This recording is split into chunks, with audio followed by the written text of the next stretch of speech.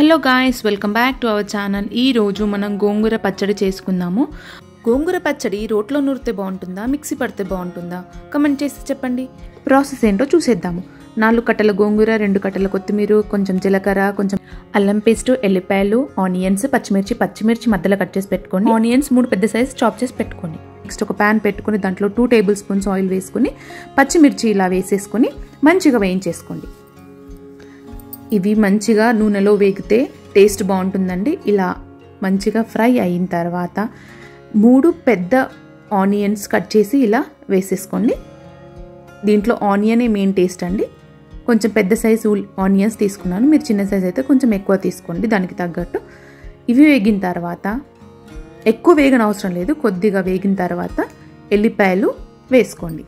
ఎల్లిపాయలు కూడా దాంట్లో కలుపుకోండి. తర్వాత దాంట్లో అల్లం వెల్లుల్లి పేస్ట్ వేసుకొని వేయించుకోండి. కొద్దిగా వేగిన తర్వాత దాంట్లో 1 టీ స్పూన్ పసుపు వేసేయండి. వేసి మంచిగా మిక్స్ చేసేసేయండి. దీంట్లో ఇంకా టేస్ట్ రావాలంటే ఈ కొత్తిమీర కూడా మెయిన్ అండి. కొత్తిమీర మంచిగా వాష్ చేసింది వేసి కలుపుకున్న తర్వాత మనం వాష్ చేసి పెట్టుకున్న గోంగూర వేసేయండి. గోంగూర వేసి మంచిగా మిక్స్ చేయండి. ఫస్ట్ గోంగూర వేసినప్పుడు ఎంత క్వాంటిటీ ఉంటుందో అది దాంట్లో ఉడికిన తర్వాత ఎంతకు వస్తుందండి?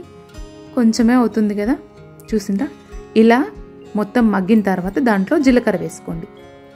జీలకర్ర వేసేసి కొద్దిగా కలిపి అయిపోయింది కదండి ప్రాసెస్ అంతా. స్టవ్ ఆఫ్ చేసేసుకోవచ్చు.